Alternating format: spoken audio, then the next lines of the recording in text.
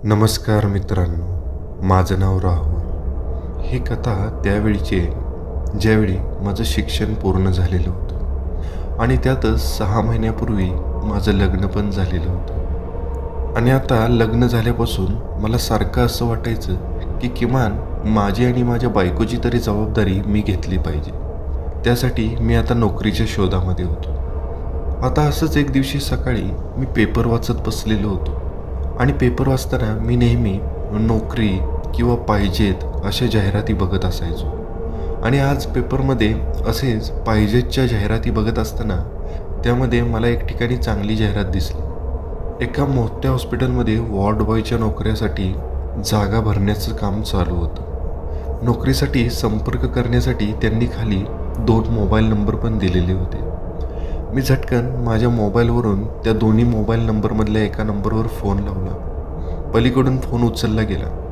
तसं मी म्हणालो, तुमची मी पेपरमध्ये ॲड वाचली, तुमच्याकडे वॉर्ड बॉयसाठी जागा भरणे चालू आहे. तसे ते म्हणाले, हो चालू आहे, तुम्ही उद्या सकाळी 9 वाजता हॉस्पिटलवर येऊन अमुक अमुक डॉक्टरांना भेटा. असं म्हणून त्यांनी फोन ठेवला. दुसऱ्या दिवशी सकाळी मी लवकर तयार झालो, देवाच्या पाया पडलो, आईबाबांचा आशीर्वाद घेतला आणि बरोबर मुलाखतीच्या वेळेच्या 15 ते 20 मिनटं आधी मी हॉस्पिटलमध्ये पोचलो. तिथे गेल्यानंतर मी त्या डॉक्टरांविषयी चौकशी केली. तसं त्यांनी मला एका केबिनकडे जायला सांगितलं. मी त्या केबिनकडे गेलो. केबिनला नॉक करून मी आतमध्ये गेलो. आतमध्ये ते डॉक्टर बसलेले होते. मी जसं केबिनमध्ये गेलो तसं त्यांनी मला समोरच्या खुर्चीमध्ये बसायचा इशारा केला. मग मी त्यांना सांगायला लागलो की तुमची जॉबसाठीची मी ॲड वाचली होती, त्याच्यासाठी मी आलो. तसं त्यांनी सांगितलं की जॉबसाठी जागा आहेत, पण तुम्ही हा जॉब कराल का नाही ते आधी तुम्ही ठरवा. जसं की पेपरमध्ये दिल्याप्रमाणे ही काय वॉर्ड बॉयची नोकरी नाही. तुम्हाला या हॉस्पिटलच्या मुर्दाघराच्या बाहेर देखरेख करावी लागेल. तुम्हाला सगळं काम शिकवायला तिथं जाधव काका म्हणून एक वयस्कर व्यक्ती आहेत, ते तुम्हाला सगळं शिकवतील. हे काम ऐकून माझ्या काळजाला थोडीशी धडकीच भरली. कारण मी तर इथं वॉर्ड बॉयच्या नोकरीसाठी आलो होतो, पण इथं तर या डॉक्टरांनी मला वेगळंच काम सांगितलं होतं. पण आता मला नोकरीची पण गरज होती आणि मी नाही पण म्हणू शकत नव्हतो. तसं त्या डॉक्टरांनी पुन्हा माझ्याकडे बघत मला सांगितलं की हे काम तुला फक्त रात्री करावं लागणार आहे. दिवसा 2-3 माणसं आहेत, पण रात्रीची शिफ्ट करायला कोण तयार होत नाही. तरी पण मी थोडा विचार करून हो म्हणालो. पुन्हा त्यांनी एक फोन फिरवला आणि एका व्यक्तीला बोलवून घेतलं. 2च मिनिटामध्ये ती व्यक्ती डॉक्टरांच्या केबिनमध्ये आली. 50-55च्या वयाच्या आसपासचे ते एक वयस्कर व्यक्ती होते. ते जसे केबिनमध्ये आले तसे डॉक्टरांनी त्यांना माझी ओळख करून दिली आणि डॉक्टरांनी जाधव काकांना माझं काम मला समजावून सांगायला पण सांगितलं. तसं मी आणि जाधव काका केबिनमधून बाहेर पडलो. हॉस्पिटल तसं खूप मोठं होतं. 11 मजल्याचं ते हॉस्पिटल होतं आणि जमिनीच्या खाली पण 2 मजले होते असं मी ऐकलं होतं. आणि जे मुर्दाघर होतं ते एकदम बेसमेंटला होतं. त्याच्यासाठी आम्हाला लिफ्टने 2 मजले खाली जायला लागत होतं. मी जाधव काकांसोबत लिफ्टमध्ये गेलो आणि जाधव काकांनी बेसमेंटसाठी जायचं बटन दाबलं. 2च मिनिटामध्ये आम्ही बेसमेंटला पोचलो. दरवाजा उघडला आणि आम्ही लिफ्टमधून बाहेर पडलो. पुढे एक मोठं कॉरिडॉर होतं आणि त्या कॉरिडॉरच्या सुरुवातीलाच एक छोटंसं केबिन होतं. तसं जाधव काका माझ्याकडे बघत म्हणाले, हे तुझं केबिन आहे, तुला इथं बसावं लागेल. आणि समोरच्या दरवाजाकडे बोट करत त्यांनी मला सांगितलं की तिथं मुर्दाघर आहे. मी ग्राउंड फ्लोअरवरच असतो. जर एखादी डेड बॉडी आली तर मी तुला कॉल करेन, तू तिथे यायचं आणि आपल्या दोघांचं काम आहे ती बॉडी स्ट्रेचरवर टाकून लिफ्टमध्ये टाकून या मुर्दाघरामध्ये आणून इथं ठेवणे. 2 नाहीतर 3 डेड बॉडीज दर रात्री इथं येत असतात. आता मी माझं काम समजावून घेऊन तिथून हॉस्पिटलमधून बाहेर पडलो. घरी गेल्यानंतर मी घरच्यांना मी मुर्दाघरामध्ये काम करतोय ही गोष्ट सांगितली नाही, कारण ते उगीचच घाबरले असते आणि त्यांनी मला नोकरी करू दिली नसती. आणि मी त्यांना घरी जाऊन सांगितलं की मला नोकरी मिळाली, चांगली वॉर्ड बॉयची नोकरी आहे. तसं ते सगळे आनंदित झाले. आता दुसऱ्या दिवशी संध्याकाळी 7 वाजताच मी कामाला जायसाठी तयार झालो आणि घरातून बाहेर पडलो. साधारणतः 1 तासाभरातच मी हॉस्पिटलवर पोचलो. हॉस्पिटलवर पोचल्यावर मी पहिल्यांदा माझी एंट्री केली आणि मी पुन्हा जाधव काकांजवळ गेलो. जाधव काका ग्राउंड फ्लोअरलाच असायचे. त्यांच्यासमोर एक रजिस्टर होतं आणि तेवढ्यातच बाहेरून एक ॲम्ब्युलन्स आली आणि त्या ॲम्ब्युलन्समध्ये एक डेड बॉडी होती. ॲम्ब्युलन्समधल्या 2 हॉस्पिटलच्या माणसांनी ती डेड बॉडी उतरली. ती डेड बॉडी पूर्णपणे एका प्लास्टिकच्या बॅगमध्ये पॅक होती आणि पुन्हा त्या ॲम्ब्युलन्समधून एक डॉक्टर उतरला. तो दुसऱ्या हॉस्पिटलचा डॉक्टर असावा. जाधव काकांनी त्या डॉक्टरांचं नाव लिहून घेतलं आणि बॉडी आलेलं टाईम पण लिहून घेतला. त्या बॉडीची सगळी माहिती त्या रजिस्टरवर भरून घेतली आणि पुन्हा त्या डॉक्टरांची सही घेऊन त्यांना जायला सांगितलं. आणि जाधव काका माझ्याकडे बघत म्हणाले, जरी एखाद्या वेळी मी नसलो तर तुला अशा पद्धतीने प्रोसेस करावी लागेल. मी पण ते काम व्यवस्थित समजावून घेतलं. त्यानंतर आम्ही दोघांनी ती डेड बॉडी उचलली आणि तिथल्याच एका स्ट्रेचरवर ठेवली आणि तो स्ट्रेचर ढकलत आम्ही लिफ्टच्या दिशेने गेलो. लिफ्टचा दरवाजा उघडल्यानंतर आम्ही तो स्ट्रेचर आतमध्ये लोड केला आणि पुन्हा बेसमेंटला गेलो आणि मी आणि जाधव काका तो स्ट्रेचर तसाच लिफ्टमधून बाहेर काढून मुर्दाघराच्या दिशेने चाललो होतो. मी आज पहिल्यांदाच मुर्दाघर बघणार होतो. त्याच्यामुळं हृदयाची धडधड खूपच वाढलेली होती. किती जरी केलं तर तिथं मृत शरीरं ठेवलेली असतात. त्याच्यामुळं मनामध्ये एक प्रकारची धुकधुक ही होतीच. जाधव काकांनी त्यांच्या खिशातून एक चावी बाहेर काढली आणि ते मुर्दाघराचं कुलूप उघडायला लागले. त्या मुर्दाघराचा दरवाजा उघडून आम्ही आतमध्ये गेलो. आतलं वातावरण खूपच भयानक होतं. आतमध्ये एक दुर्गंधी पसरलेली होती, कारण तिथं बऱ्याचशा डेड बॉडीज होत्या. मी जसं आतमध्ये गेलो तसं मी नाकाला रुमाल लावला. त्या मुर्दाघराच्या तिन्ही बाजूला 3 कप्प्याची कपाटं होती आणि त्या कपाटांना मोठमोठे ड्रॉवर होते. एका बाजूला 3-4 स्ट्रेचर्स होते. एका साईडला मोठा टेबल होता आणि त्यावर बरेचसे ट्रे होते. त्या ट्रेमध्ये कात्री, चाकू असं जे ऑपरेशनचं किंवा जे पोस्टमॉर्टमचं साहित्य होतं ते सगळं तिथं होतं. तसं जाधव काका समोरच्या एका कपाटाकडे गेले आणि त्यांनी 23 नंबरचा ड्रॉवर बाहेर ओढला आणि आम्ही दोघांनी तो स्ट्रेचर त्या ड्रॉवरजवळ नेला आणि ती डेड बॉडी उचलून त्या ड्रॉवरमध्ये ठेवली आणि पुन्हा तो ड्रॉवर ढकलला. ती डेड बॉडी तिथं ठेवल्यानंतर मी आणि जाधव काका पुन्हा बाहेर आलो आणि जाधव काकांनी त्या दरवाजाला पुन्हा एकदा कुलूप लावलं आणि त्यांनी त्यांच्या खिशातली अजून एक चावी काढून माझ्या हातामध्ये दिली आणि त्यांनी जाता जाता मला एक गोष्ट आवर्जून सांगितली, हे बघ, तू नवीन आहेस. ज्यावेळी तुझ्यासोबत कुणी असेल फक्त त्याच वेळी मुर्दाघराचा दरवाजा उघडायचा. आणि पुन्हा त्यांचा चेहरा थोडासा गंभीर झाला आणि ते मला म्हणाले, तुला कधी कधी असं वाटेल की या मुर्दाघरामध्ये काहीतरी हालचाल होते किंवा काहीतरी आवाज येतो, तर त्यावेळी तू स्वतःच्या मनावर ताबा ठेव. तू तिथं बघायला जाऊ नको की तिथं काय चाललंय. आपण आपलं काम करायचं. बॉडी आली तर ती बॉडी फक्त न्यायची आणि आतमध्ये ठेवायची. ह्याच्या पलीकडं आपण दुसरा विचार करायचा नाही, हे लक्षात ठेव, असं मला प्रेमानं सांगून ते पुन्हा त्यांच्या कामासाठी निघून गेले. आता जाधव काका मला असं का बोलले ते मला कळलंच नाही. मी पुन्हा माझ्या केबिनमध्ये जाऊन बसलो. आता बॉडी आल्याशिवाय मला पण काही काम नव्हतं. माझ्या केबिनमधून मुर्दाघराचा दरवाजा मला एकदम स्पष्ट दिसत होता, कारण तो 15-20 फुटाच्या अंतरावरच होता. आता मी माझा मोबाईल काढला आणि कानामध्ये हेडफोन लावून मी गाणी ऐकत निवांत बसलो आणि 11 वाजता अचानक जाधव काकांचा मला फोन आला. त्यांनी मला वरती बोलवलं कारण अजून एक बॉडी आलेली होती. मी झटकन लिफ्टने वरती गेलो. जाधव काकांनी तोपर्यंत बॉडी ताब्यात घेतलेली होती. मी आणि जाधव काकांनी मगाशी केल्याप्रमाणे ती बॉडी पुन्हा मुर्दाघरामध्ये आणली आणि पुन्हा ती एका ड्रॉवरमध्ये लोड केली. आता आम्ही ती बॉडी लोड करून पुन्हा त्या खोलीतून बाहेर पडलो. घड्याळात बघितलं तर 11:30 वाजले होते.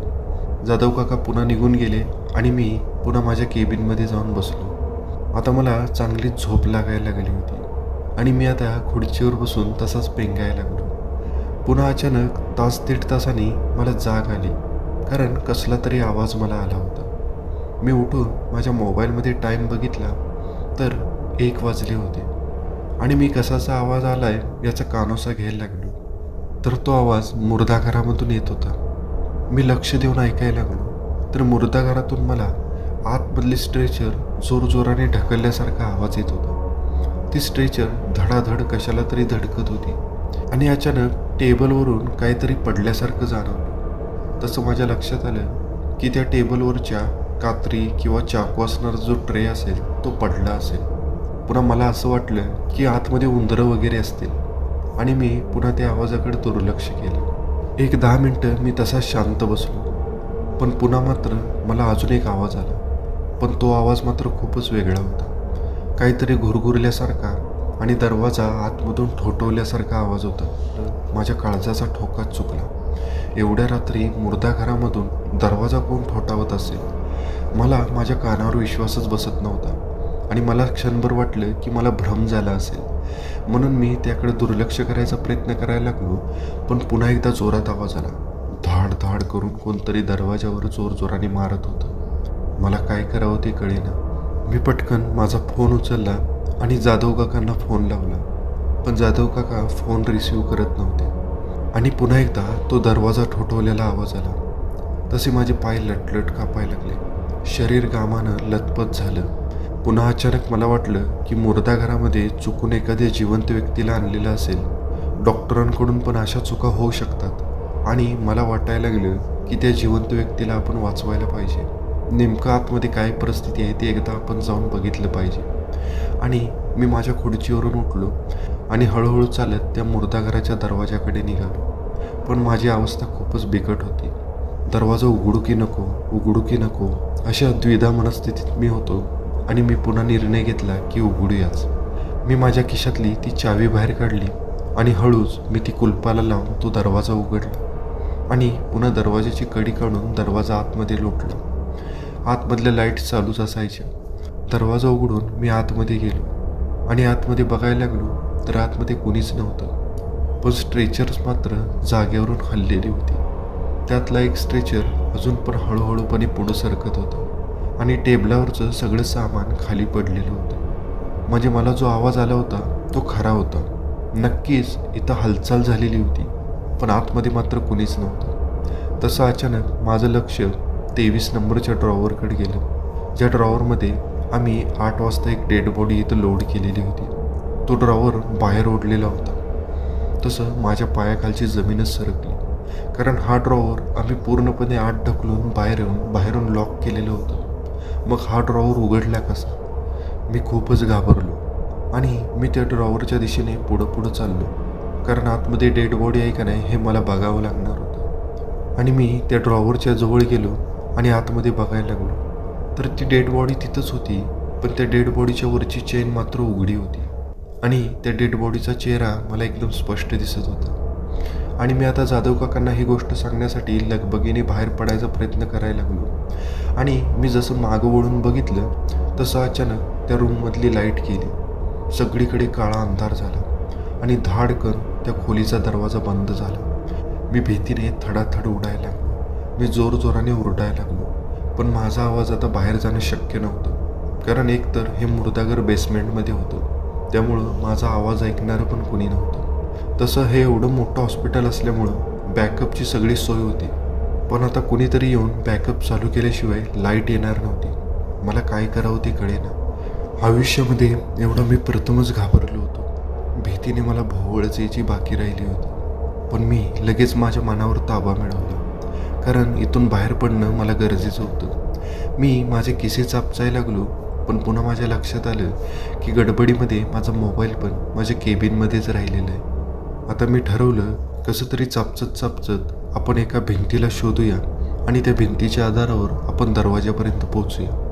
आणि मी हळूहळू अंधारामध्ये चालत दरवाजाच्या दिशेने परत यायला लागलो. आणि अचानक मला एक भिंत लागली आणि त्या भिंतीला पकडत मी पुन्हा दरवाजा शोधायला लागलो. तेवढ्यात अचानक काहीतरी माझ्या मागं फिरतंय असं मला जाणवत होतं. त्याच्या चालण्याची चाहूल मला स्पष्ट जाणवत होती. तसं मी दचकन मागं वळलो आणि हवेमध्ये हात फिरवायला लागलो. तसं माझ्या हाताला 2-3 शरीर लागली, जसं काही कुणीतरी माझ्या मागं उभं होतं. ते 3 जण होते, कारण 3 शरीरांचा स्पर्श मला जाणवला होता. आता मात्र माझं शरीर भीतीनं पूर्णपणे थंडगार पडलं. मी बर्फासारखा जाग्यावर गोठून गेलो. मला वाटलं मी आता इथून जिवंत बाहेर पडत नाही आणि मी अशी आशा सोडून दिली. तेवढ्यात रूममधली लाईट आली. तसं माझ्या जीवामध्ये जीव आला आणि अचानक कुणीतरी दरवाजा बाहेरून उघडलेला मला आवाज आला आणि ते जाधव काकाच होते. ते दरवाजा उघडून आतमध्ये आले आणि ते माझ्याकडे बघत म्हणाले, तू आतमध्ये काय करतोयस? पण मी एवढा घाबरलो होतो की माझी बोलायची सुद्धा कंडिशन नव्हती. तसं त्यांनी माझ्या हाताला पकडलं आणि ते मला बाहेर घेऊन गेले आणि त्यांनी पुन्हा तो दरवाजा लॉक केला. पुन्हा आम्ही दोघं माझ्या केबिनमध्ये गेलो आणि तिथे गेल्यानंतर जाधव काकांनी मला पाणी दिलं. मी थोडंसं पाणी पिलो आणि एक 5 मिनिटात मी बराचसा सावरलो. पुन्हा मी जाधव काकांना माझ्यासोबत घडलेला सगळा प्रसंग सांगितला. तसं जाधव काका म्हणाले, मी तुला पहिलंच बोललो होतो ना, तू एकट्याने त्या रूममध्ये कधीच जाऊ नकोस, पण तू मात्र माझं ऐकलं नाहीस. तसं मी जाधव काकांकडे बघत म्हणालो, मला वाटलं की आतमध्ये एखादा जिवंत माणूस असावा, म्हणून मी त्याला वाचवण्यासाठी आतमध्ये गेलो. तसं जाधव काका म्हणाले, मी गेली 20 वर्ष या हॉस्पिटलमध्ये काम करतोय. तुला जर कामावर राहायचं असेल तर तुला या गोष्टींना रोज तोंड द्यावं लागेल, नाहीतर तू हे काम सोडून दे. असं म्हणून जाधव काका पण पुन्हा निघून गेले. पुन्हा सकाळी 6 वाजता माझी सुट्टी झाली आणि मी घरी गेलो. आणि घरी मी दिवसभर हाच विचार करत होतो की संध्याकाळी कामावर जायचं का नाही. पण पुन्हा मी विचार केला की जाधव काकांचं म्हणणं आपण ऐकलं पाहिजे. आपण आपल्या कामाशी मतलब ठेवायचा, बाकी आपण त्या रूममध्ये काहीही केलं तर जायचं नाही. असं ठरवून मी दुसऱ्या दिवशी पण कामाला गेलो. मी जवळजवळ तिथं 2 वर्ष काम केलं आणि या 2 वर्षामध्ये मला बरेचसे विचित्र अनुभव त्या हॉस्पिटलमध्ये आले. पण त्या दिवसापासून मात्र मी कधीसुद्धा एकट्याने त्या मुर्दा घरामध्ये गेलो नाही, कारण पहिल्या दिवशी घडलेला तो अनुभव माझ्या मनात चांगलाच कोरलेला होता.